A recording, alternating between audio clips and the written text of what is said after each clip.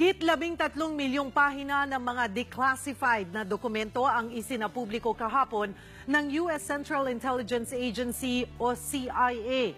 Kabilang dito ang record ng pagtulong umano ng Amerika kay dating Pangulong Cory Aquino noong makudeta ito.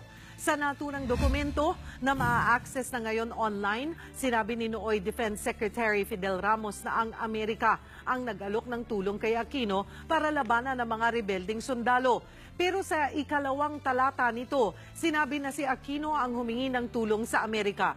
Tumanggi ang US sa hiling ng dating Pangulo na maglunsad ng airstrike laban sa mga rebelding sundalo dahil posibleng makapatay ito ng mga inosenteng Pilipino.